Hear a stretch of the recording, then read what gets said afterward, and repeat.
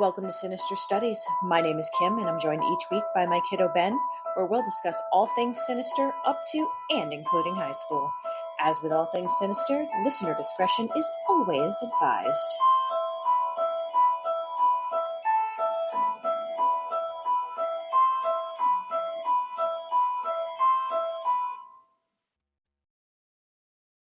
So our polls have already closed. I know we are recording this. The time has changed. We have gone back in time, and it is now day. Dark at 4 p.m. Hi, Kitty. It was dark before I got home. So, yeah. And the end is nigh. The end is nigh. What, the end of the year? Christmas time, boys. No. You voted? Those are dads. I did not take a sticker. Those are dads. What the hell are they up to? I don't know. Tati stickers are really cool because they look like an elementary school kid drew them.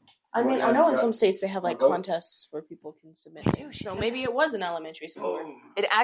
This was the first election in which Tatiana has been able to vote as a U.S. citizen.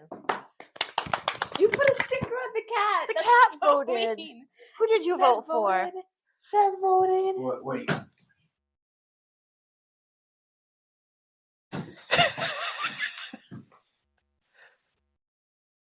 Seb didn't vote for Trump. No, he didn't.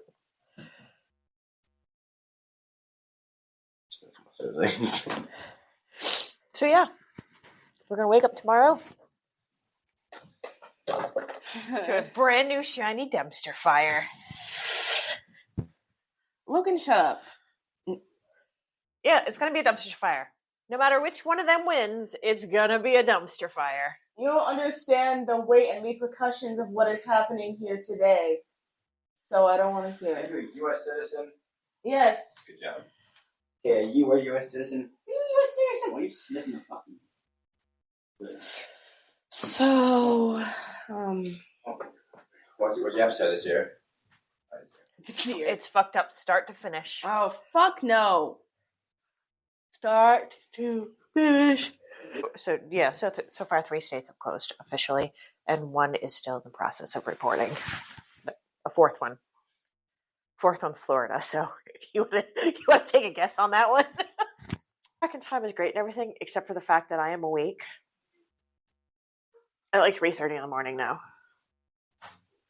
So that's not fun. I'm not having fun with that. I'm not having fun in general. Oh, I get to go back to school tomorrow. Yeah, you do.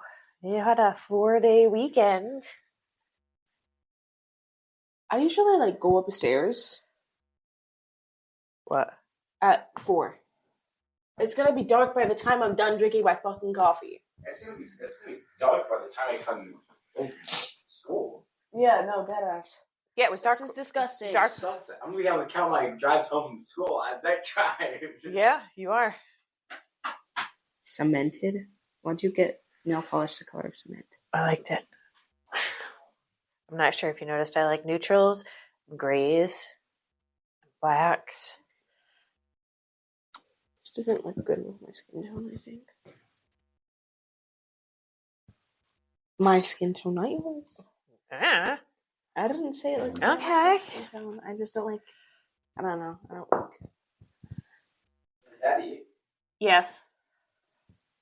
Don't Yeah. worry. So, I mean, if you prayed for us last week, please continue to pray for us. Well, by the time you hear this, there will be a decision made. Why is there Carolina? Where is this? Is there actually pepper? So I have to get a drop. There's ghost pepper in there. That's not good. What? I got ghost pepper cheese. It says ghost pepper cheese. Okay, let's fucking wrap this interaction up. Target for the win. Pretty awesome. Yes, I got hot fast. Dad didn't eat it. Not that fast. No, it. Oh, and there's 3. I do not want live updates. Wait, is updates on the web election? It's gonna make me very anxious. It's very stressful. We're going to ship her out to California. But California is due for the big one soon. What? The big one. What? Big one. It's the big one. The big earthquake. Bomb? Oh, The big earthquake, Logan. There's been a spike in the number of earthquakes globally, but they had a very large earthquake in the Pacific, but relatively close to California as it was. And when those happen, that is usually a precursor to a large one in California. So maybe we have an escape from LA situation. California just right off the map. We'll have 2 island states. have you seen that video of Kamala Harris where she's like, I have a Glock? See, that's just weird. I've had it for quite some time. And I've had it for quite some time. I mean, look, Bill, my background is in law enforcement. I think it's so funny how she says, I have a Glock. I've had it for quite some time.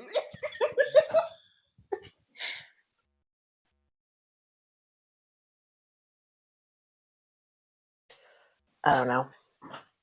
I've had it for quite some time. Don't know. She's silly. She's silly.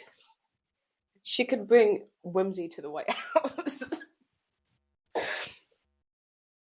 More whimsy What do you mean more whimsy? than Joe? I don't think Grandpa Joe? I don't think he has whimsy. Except he bit a baby. I'm sorry, that doesn't surprise me. I did not see that he been a baby, No, but it does not surprise me. Hold up. I implore all of you to Joe Biden bites baby. It was like a baby that was dressed up as a chicken, and he bit the baby.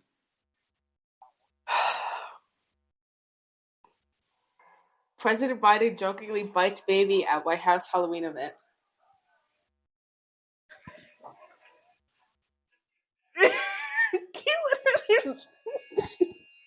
It's just as a chicken, I think. And he does it multiple times! That kid's gonna have a hell of a story when he's older. Like 2 truths and a lie. I was bitten by a president. That's so gross. Ooh. Boop, boop.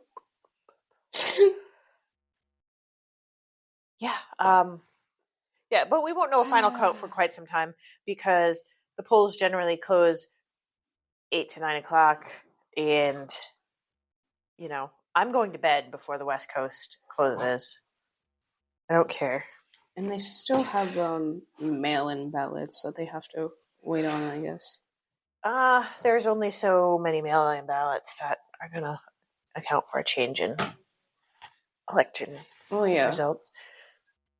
But yeah, like we're not gonna know for sure until for a few days at least. We'll know tomorrow. What? We'll know tomorrow.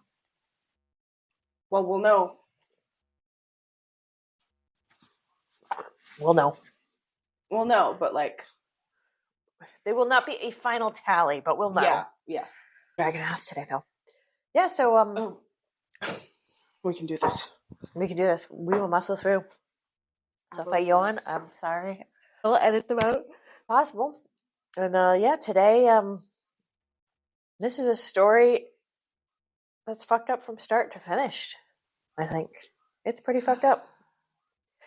It's infuriating on multiple levels.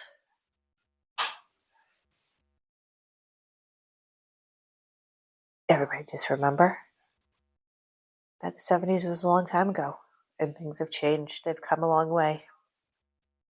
That's all I gotta say. It's pretty fucked up. So today, we're going to cross the country to Orinda, California, which is a suburb of San Francisco. What? I'm sorry. I can't stop thinking about Kamala Harris being like, I have a Glock. I've had it for quite some time. The way she said it, it's like silly to me. I don't know. It's her tone of voice. You think he just fell out of a coconut tree? She's a very quotable woman. I will say. Well, that's interesting. Something else I think of a lot is that video of Trump saying Obama, but he says Obama. Yeah. I don't know how you fuck up Obama. We're doomed. We're doomed. Obama. Okay. We're gonna lock it. Let's lock it. All right. So let's go. Okay. Again, we're crossing country to Orinda, California, which is a suburb of San Francisco, where in October of 2002, 15-year-old Gabriel Polk was worried. He had not seen his father all day, and they had had plans together to go to a baseball game. True, his father was currently living in the guest cottage, but his car was missing as well. When he voiced his concerns to Susan, his mother, she brushed them off and continued about their night.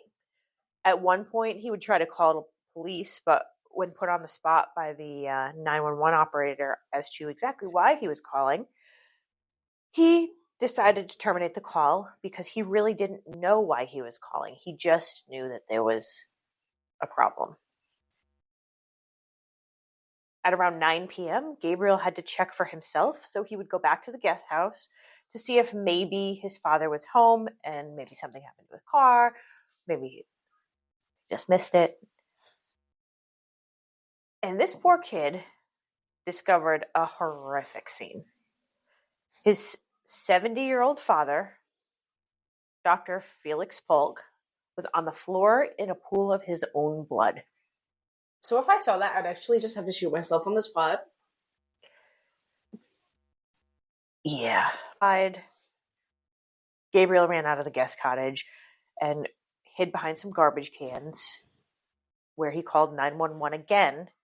This time, when the 911 operator answered, he said, "My mom shot my dad." Soon police were on the scene and the family was in turmoil. What happened that night and the events that led up to it are pretty unbelievable. My fingers. AKA Felix Polk was born a fraternal twin on June 30th, 1932 to affluent Jewish parents in Austria. In Austria? In Austria. So, in 1938, in Austria, SS officers would come for his father. Uh-huh. And his children would watch in horror as their father was violently taken away. Cute. I told you this was fucked up start to finish. You said Austria, then you said 1938, and I was like, this can't be good. And you said Jewish. You said Austria, you said 19, and I was like, I'm gonna stop you there. That whole string of words. The Polk family would be forced to flee the Nazis without their patriarch. And the shock of the whole ordeal would scar Felix for life because he was barely 6 years old at this point. At one point, Felix's father was able to escape the Nazis and reunite with his family. But unfortunately for his children, this would be short-lived, as he would end up volunteering to fight with the British. Yeah, Nazis. And they would... Yes, Nazis. Logan hears Nazis and comes running. Oh my God. The only reason Felix and his father were reunited after the war is because his father would run an ad in a French newspaper in the hopes of finding his family, which actually worked. I'm guessing that they probably had a loose plan in place leading up to the Check the Nazis newspapers, knocking on their like- door. Like, this is the area where we'll go to if come calling. Like, they probably had a backup plan by this point. The family would move around Europe a bit before crossing into the Atlantic. Oh, no. The family would move around Europe a bit before crossing the Atlantic in 1941 and settling into Harrison, New York. One of their stops while they were bopping around Europe trying to find a home for themselves was Spain, but in order to move to Spain, they had to convert to Catholicism. Is that still a thing? Probably not, right? I don't know. 17 years old, Felix would leave for college on a full scholarship, after which he joined the Navy and was quickly sent to officer candidate school, where he passed, but pretty much just barely. That's my path. He seemed to those around him to be in a really dark place, but his family seemed to discourage anything even remotely emotional. And at one point, while on leave, he sought out a psychiatrist for a visit just before shipping west. He was only able to see the psychiatrist one time while he was on leave.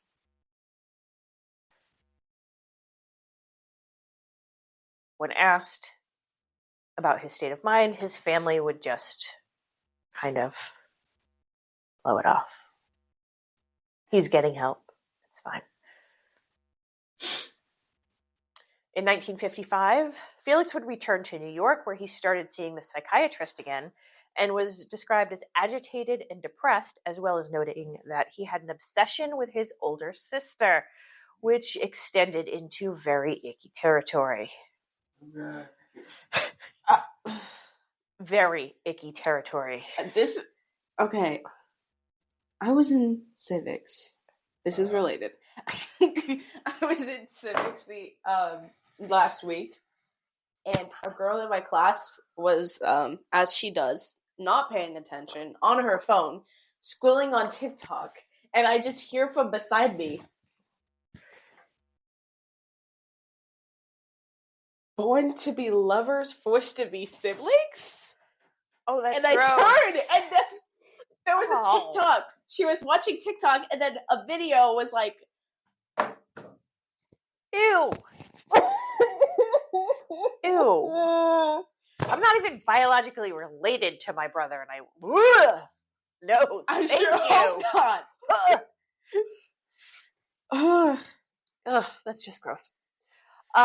Felix would stop seeing the psychiatrist after only 10 sessions. In 1955, while at his parents' home, he would attempt suicide, leaving a rambling philosophical suicide note.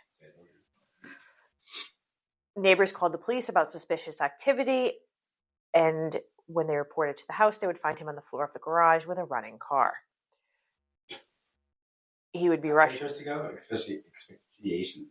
Yeah, it's easy. Doesn't require anything other than what he already had. He would be rushed to the hospital. He was in the Navy, Logan. I don't think they gave him a gun, because they do psychological assessments while you're in the military. Felix would be rushed to the hospital, later spending the better part of a year at a psychiatric facility. At 24, while on leave from the military, he was on disability leave, Felix would work as a social worker while also working towards his master's degree, and he would then meet and marry 18-year-old Sharon, a music student. Wait, how old was he? 24. Okay. For some reason, I thought he was much older, and I was like, 18! Oh, keep your reaction in your mind. Oh, I don't know. Sharon was a music student who was studying at Juilliard. Juilliard? After he was formally discharged from the Navy, the two moved west, and Felix would go on to get his doctorate in psychology, and the couple would have 2 children. Sharon pretty much supported the family by playing in a symphony, and I just want to be part of your symphony. giving piano lessons. He would eventually get a sweet job as chief psychologist for Alameda County, and he would teach university classes as well, which led to the establishing of his private practice in Berkeley, California, where he specialized in treating adolescents who acted out and their families. He began embracing a New Age philosophy involving rewiring one's consciousness through hypnosis. We're learning about that in psychology. Where he would be placed in the role of master. And this is where we're going to pause Felix's story. Piper Bowling was born in 1957, and after her parents' divorce, lived with her mother and older brother in what would be described as a blue-collar neighborhood. Neighborhood. A blue-collar neighborhood is like the rough area. Not quite the hood, but not much better. Everybody there basically has like a hands-on job. They're barely scraping by. Blue collar means Okay, well, her father leaving the family obviously really affected her. The neighborhood was really rough. She had been attacked by classmates at school, and her surroundings really made her nervous. She liked to read and craft, and she would spend most of her free time alone. She was quiet and unassuming, but with a penchant for petty crime. Oh, I mean, worst things have happened. Probably, yeah. Like just petty shit that she would get the police called on her, and yeah, I mean, she would eventually get into a good amount of trouble doing these, but that's the least of our worries. What, just shit like stealing small things or whatever? Yes. This existence for Susan lasted until her 9th grade year, where Susan was promoted to superstar after they'd given everyone in school a standardized IQ test, where Susan, a freshman girl in the 60s, surpassed everybody in the school. Type shit. I think an IQ test. So Susan's attitude shifted pretty drastically after this, and she felt very elite. As she should.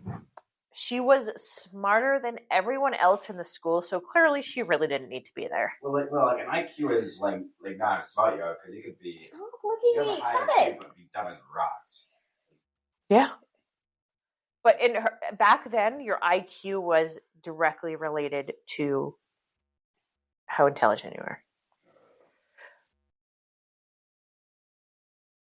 Regardless of her IQ, Susan wasn't feeling school anymore and frequently skipped. At one point, she skipped for a solid month before her mother found out, when the school called her mother and the jig was up.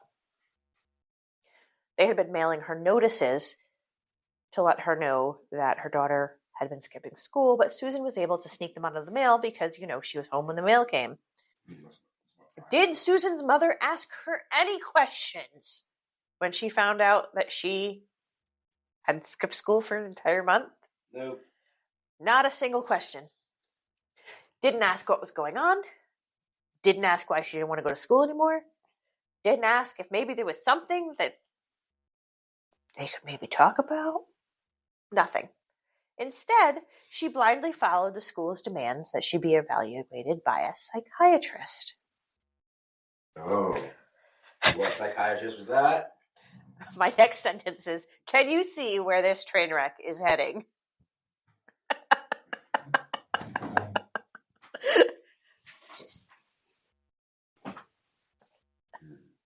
You're so upset by this, you actually had to get up out of your chair. Yeah, I'm actually in the other room right now. I don't know how far these things go, just so you're aware. 2 rooms away currently. I have to take a walk and process this guy. What the fuck?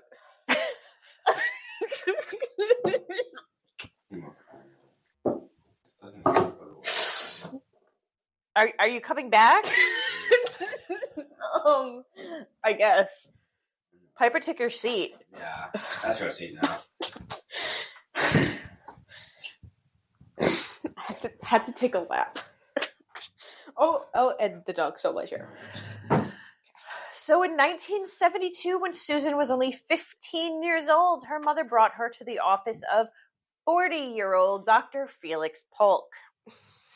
He would begin treating Susan, and after she became comfortable around him, he would suggest hypnosis, which she felt was a bullshit science, but this authority figure thought that it was a good idea. So who was she to question it?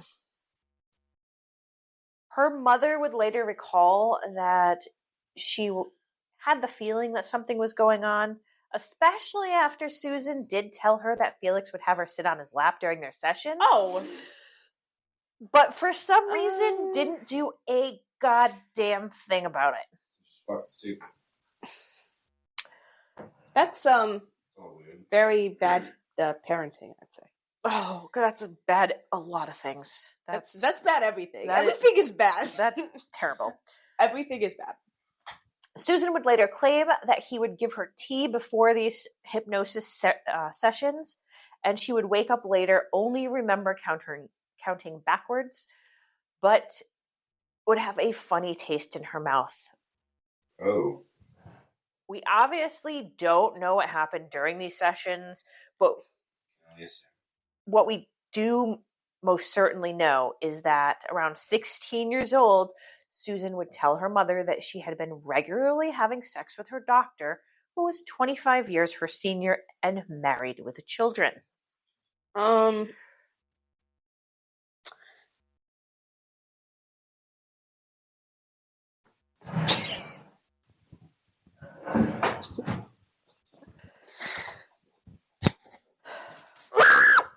Yeah, think about it this way. Dad's not even 40. Did Susan's mother go to the authorities? No. Pull her from therapy? No.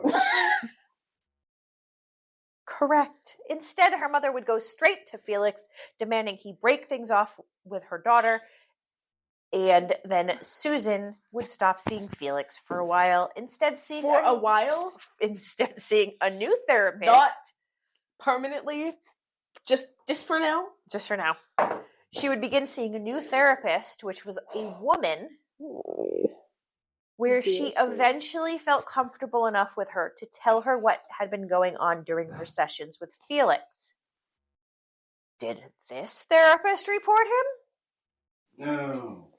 Because there were no laws against patient misconduct at this time, regardless of how old the patient was. Instead, the therapist would go... Was that not statutory rape? Was the laws different back then? Well, let's find out. Spray paint? Plastic with automatic spray paint? Probably.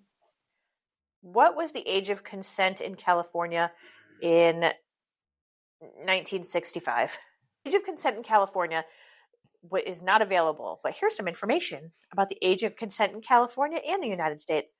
So the United States, in 1885, the age of consent was set for 16 for females.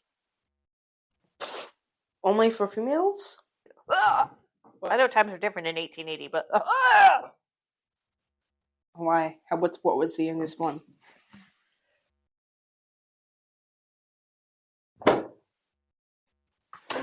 What was it? 10. In California in 1880, the age of consent was 10 years old. I don't care how different the times were. That seems like it would be bad no matter what. Does it not? Yeah. Why would you marry a 10-year-old? I got nothing. That's just so gross. I kind of feel nauseous right now. No, that's actually disgusting. So this I might have to female die. therapist did not report him. I'm gonna eat a brick. Instead, this therapist went straight to Felix's wife. More action than... There was no HIPAA back then. HIPAA did not exist. Health. The wife was more than just being like, you're not going to see him for now. She's doing better than the mother. Slightly. It's an improvement. When Felix's wife heard the news, she would immediately look into getting divorced, as well as looking to mitigate the circumstances to save some face. Because obviously that's really fucked up. She's pushing 40, and her older husband is sleeping with a 15-year-old.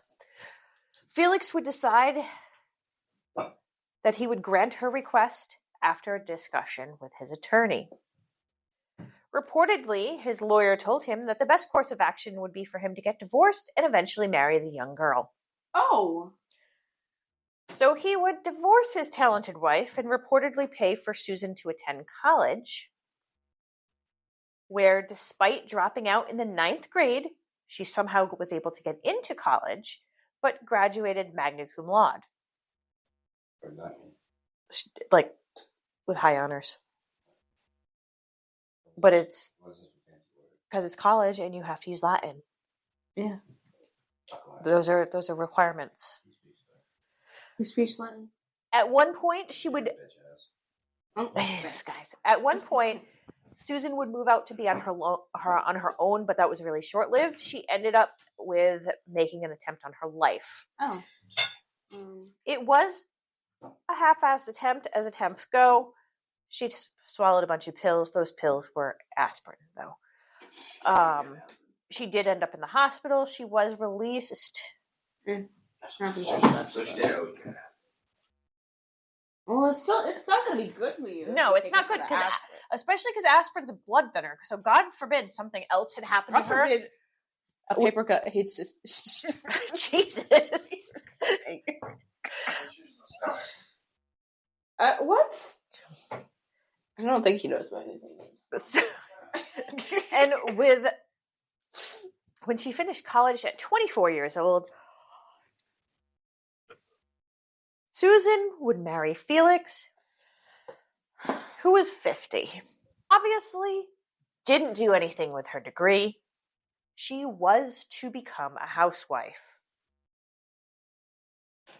However, find that Susan was actually pretty intelligent, so she would manage all of the family's accounts, including their stock profile. Which is pretty big for the Having a woman late 60s. manage your stocks. The woman was managing the stocks. Insane. But that's pretty much all Susan had control over. Susan has made allegations that Felix was abusive to her throughout their marriage. Who would be surprised? Psychologically, obviously, but after marriage it would become physical as well. She would report that in the beginning of their marriage, she once attempted to leave after Felix exploded with rage, calling her a pig and demanding that she keep house in a particular way. When she made an attempt to leave, he grabbed her, threw her to the floor, and raped her. As a result, Susan's world would become quite small. She had no real friends, and her husband and her very irresponsible mother were the two of the few adults in her life.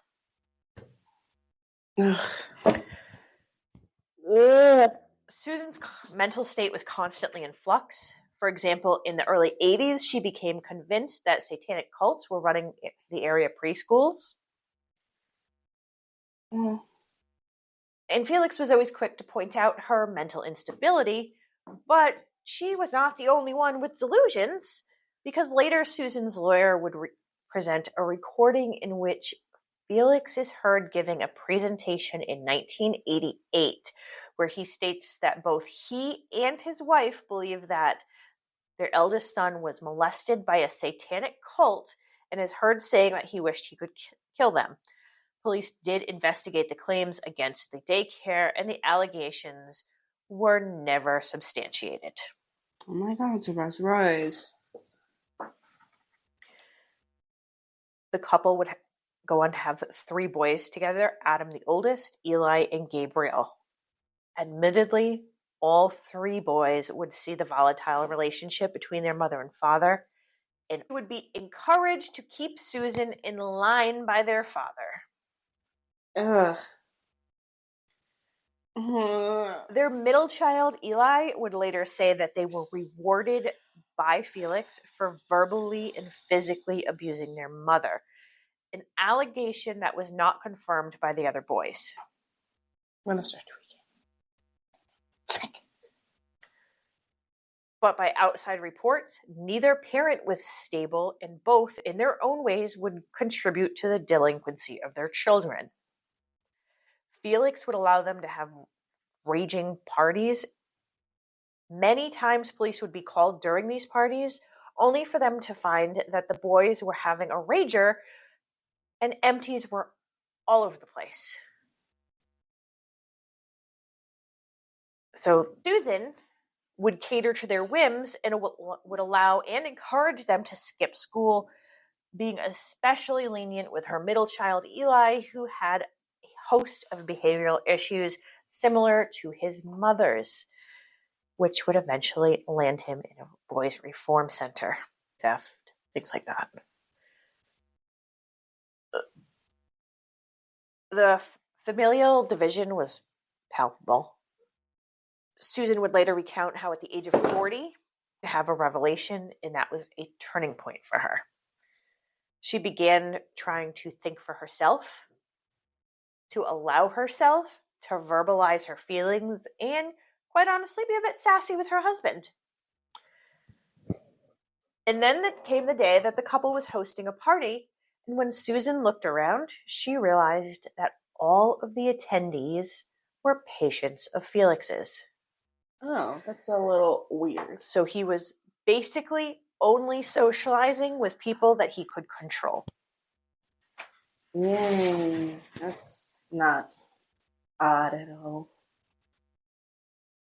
It was almost like he didn't have friends. He had a cult of his choosing. I mean, yeah. So,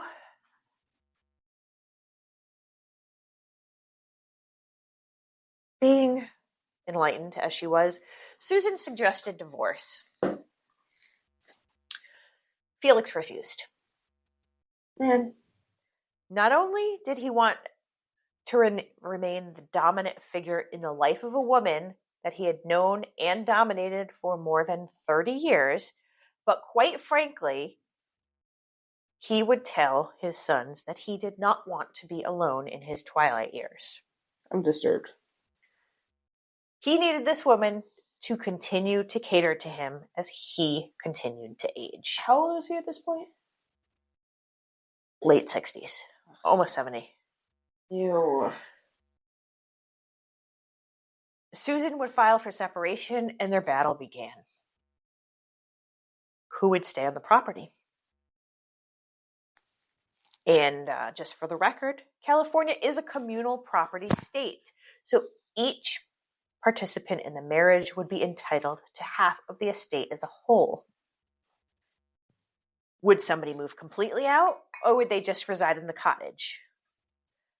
Obviously, being that she was unable to work since, ever, Susan would be given child support and alimony, and it was set high somewhere around the vicinity of $6,000 a month, give or take.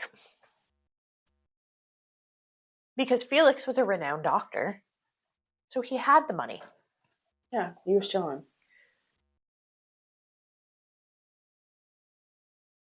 So looking for a break, Susan moved to Montana, where the cost of living was low, and the mileage that she would be putting between herself and her husband was life-changing.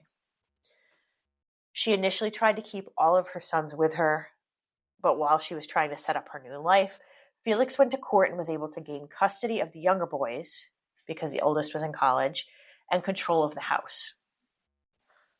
Susan's alimony would drop drastically as a result, and sooner than later, she would need to return to the family property, where she basically forced Felix into residing in the cottage. I mean, it's the least he could do. Let's be real. His lawyer would tell him that he should rent somewhere, anywhere, not there, but he should not stay on the property. There was obviously a shit ton of volatility between the couple, but Felix, being stubborn and pig-headed, refused to be told what to do, and he would stay in the cottage. Police would be called to the estate multiple times, once resulting in Susan being taken into custody. At some point during all of this, Susan started believing that Felix had far more money than she was aware of, even though she was the one in control of family finances. She believed that he was taking 40% with 3 children, 40% of his pay, and putting it in offshore bank accounts to avoid paying.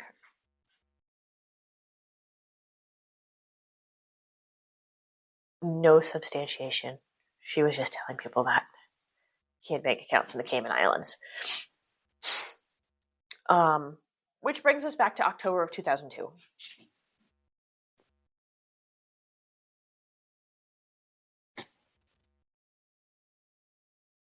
When police arrived after their youngest child called to report that their mother had killed their father, what they found was Felix on his back, not shot like initially suspected, but stabbed to death. The medical examiner would report that Felix had been dead for 22 hours when his son had found him. And he had...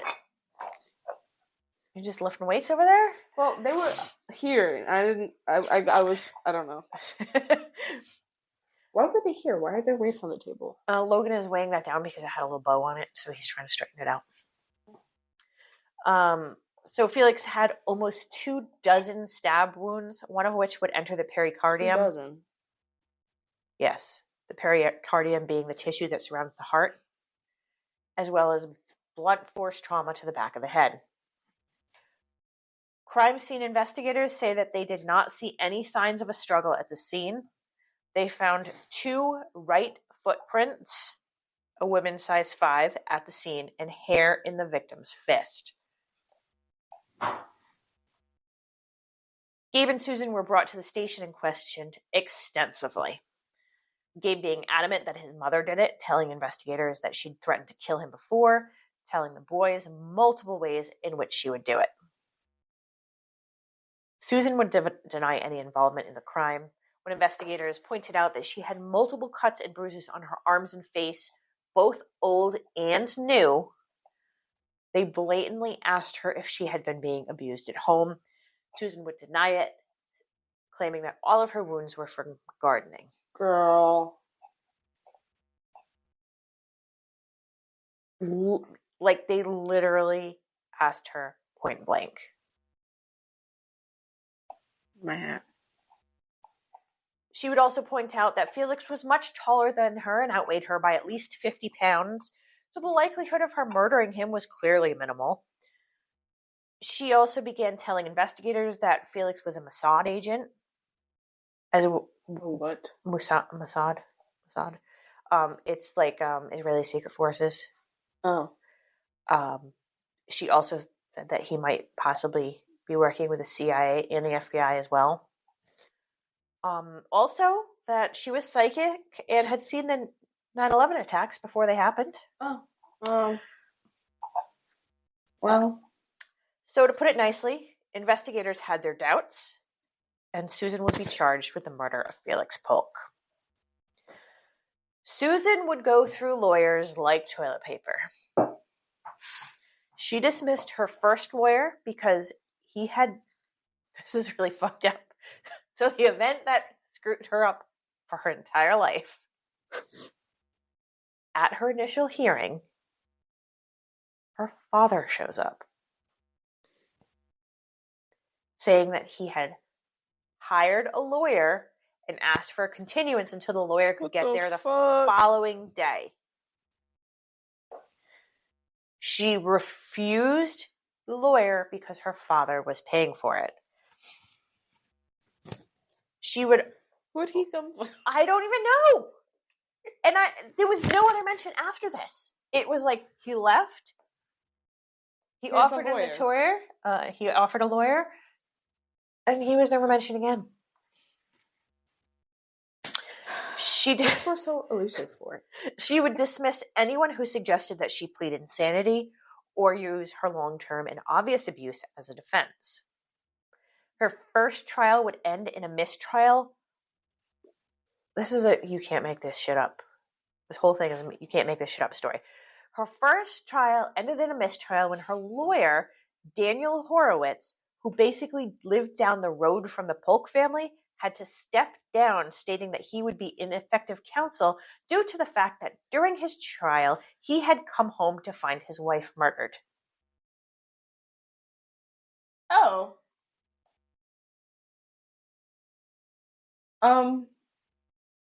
Yeah.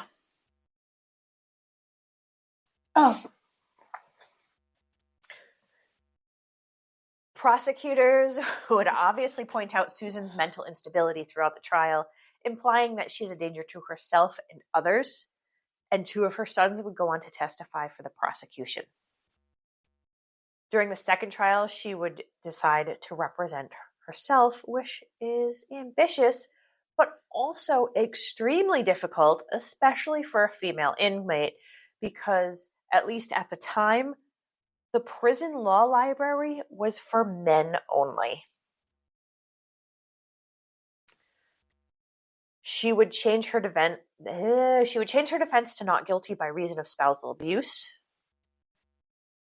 She would have an on-again, off-again assistant for the trial.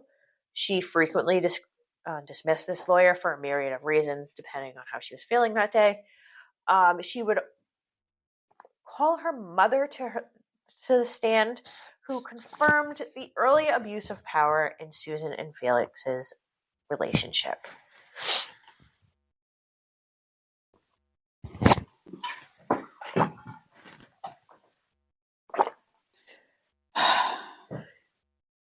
Her sons would be questioned on the stand by their mother for days at a time. So it's bad enough that these kids were put on the stand, but their mother was representing herself, so their mother had the right to interrogate them. Adam and Gabe would continue to insist that their mother was dangerous and delusional, while Eli would paint her as an abused woman, just trying to make the best of it for her family. While Eli's testify started out okay, it quickly became icky and uncomfortable when he read letters he'd written to his mother from the facility he was in, which sounded way more like they were from an abandoned, forlorn lover than from a grieving son. Like suicide pact type of. Oh. Yeah. Interesting. Yeah. Okay, emotional incest. Susan would put a medical expert on the stand. Used lightly. Yes. Who would claim that Felix died of cardiac issues and that if he hadn't had heart problems, then he would have survived the attack. When asked to provide his reports to the court, he had different excuses as to why he couldn't provide them. The judge at one point asked him if he could get the reports and overnight them to the court. No, my wife's on vacation. Okay, well, who's taking care of your dog? Can your dog sitter send the reports to the court? The dog sitter. Not the dog sitter. No. And so eventually, the expert just fucking dipped.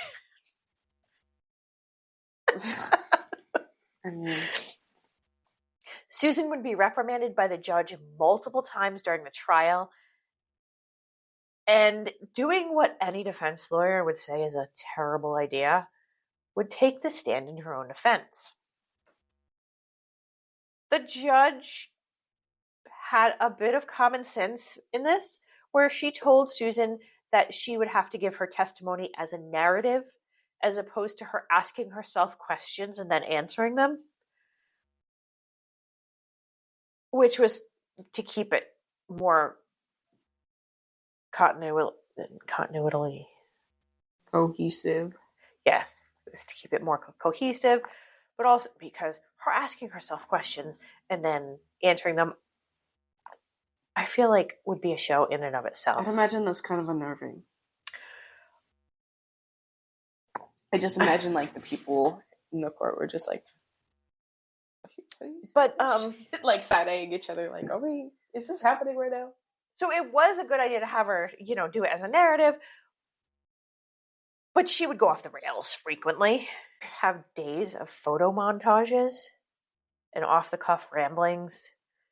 She did have the sense to allow her assistant lawyer to be present and able to object on her behalf during the cross-examination, so she did understand what she was getting herself into. So what did really happen that night? According to Susan's testimony, the night that Felix was killed, she had walked to the cottage to discuss the situation with him. She says that Felix answered the door in his underwear, and when she asked him to put some clothes on, he refused. This was his house now. Take it or leave it. Things got heated, and Felix tried to attack Susan. She pulled out some pepper spray in an attempt to defend herself from her estranged husband. She said that he had a knife and had tried to stab her with it, almost getting her in the leg, but instead had only just stabbed into her pants. She said the rest is pretty much a blur, however. She remembers stabbing him maybe 5 or 6 times, but definitely not close to the 24 that the state's medical examiner testified to. She said she was overwhelmed with the situation, so she cleaned herself up at the cottage and then took the knife, which she says was part of a set from the main house kitchen. She brought it back to the house, washed it thoroughly, and put it away. Then she did nothing about the situation because she was just trying to have a nice last day with her son and was overwhelmed by the whole thing. When the prosecutor suggested that one of her children could have used the kitchen knife to eat their food, she was really offended. Why would they bring that up, though? To show like she didn't really care what happened. Because why would you do that? Why would you stab their father and bring the knife back? Put it in the drawer. I mean, what else was she supposed to do with it? I don't know, like anything else. Anything else, but put it where their kid could use it to eat dinner. Like anything else.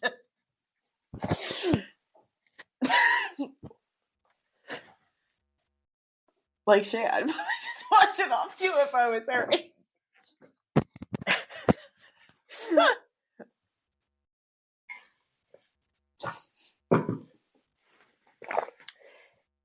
Instead of really leaning into the spousal abuse aspect of her case, she frequently strayed off topic. In the end, as a result of her self-defense, of her ramblings, and of the testimony about her mental imbalance,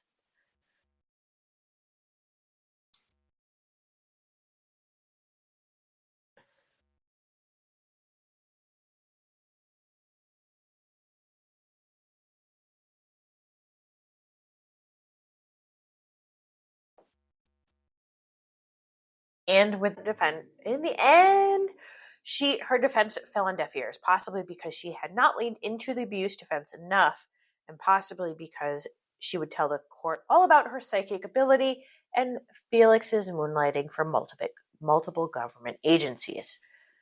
She was found not guilty of first-degree murder, but she was found guilty of second-degree murder and was sentenced to 16 to life in the death of her husband, Felix Polk.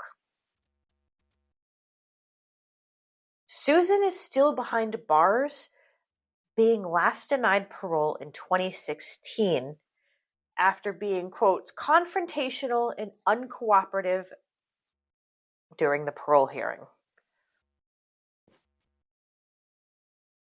Her sons, Adam and Gabe, filed a successful wrongful death suit against their mother and were awarded $300,000. Eli did not participate in the case, continuing to firmly support his mother. There's a lot going on. There's so much more, obvious, than that is in there. Like, there's so much more. Like what? It's insane. Like, the whole thing is insane. I'm just like, a lot. That is the crux of the story. Chad. Chad. I told you, it was fucked up from start to finish. We started with Nazi and ended with murder. So, that's where we are. No, he was a 40-year-old man preying on a 15-year-old girl. I feel really bad for her. She really didn't have a chance. Like, there was no... Life was not in her favor. The universe hates her, I think. So, I think... I hope her sons came out okay in this. I really do. But both of her parents had severe mental illness. Because, like I said... And that's how she ended up. And both of their parents have severe mental illness, too. I'm scared for these kids. Yeah. And they're not kids. I mean, they're solidly adults. I know, but like... But, yeah.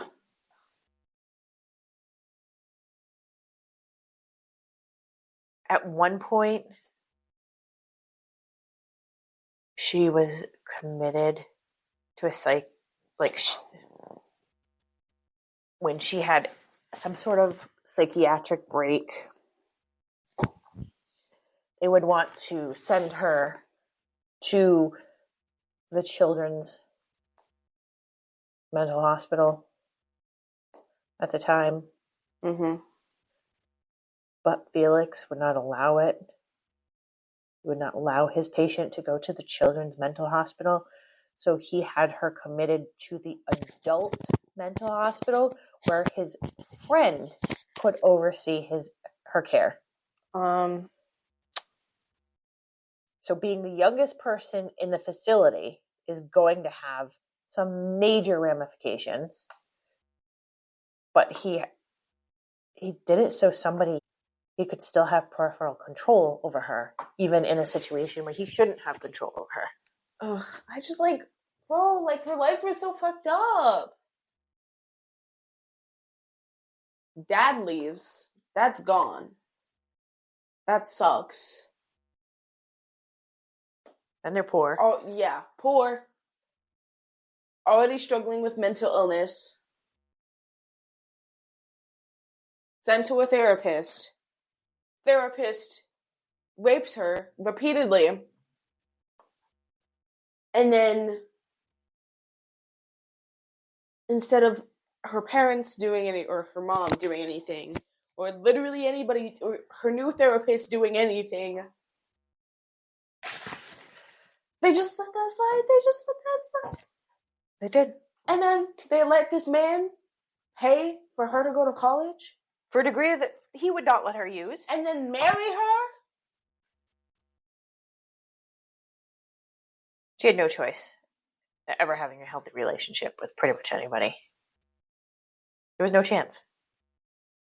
I'd be a lot more mentally ill, I think. Honestly. I think I would have killed him a long time ago if I was her. He'd be so dead. Yeah. I mean, I would know.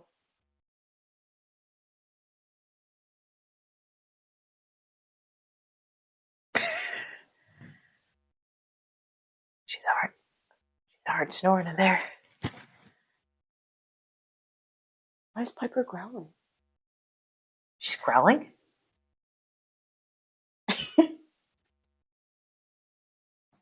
All right. Well,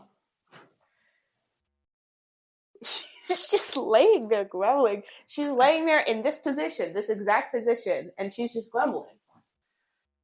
well, she wants to go to bed. She's on the mat. Hey, girl.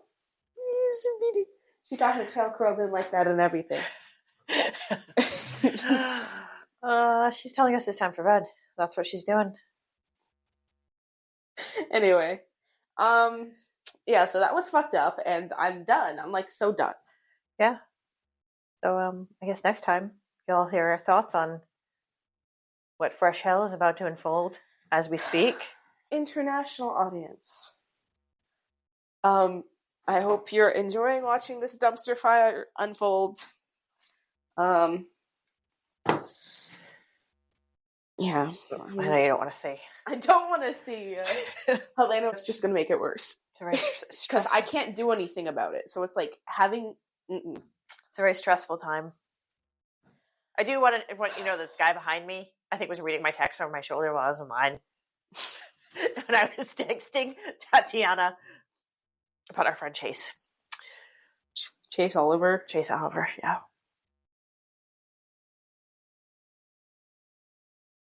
Well, Piper says it's time to. It is. So everybody, you know the drill. Do all the stuff. Follow us, rate us, like, subscribe, Instagram, Facebook, leave email. a comment down below. If you anyway, adios.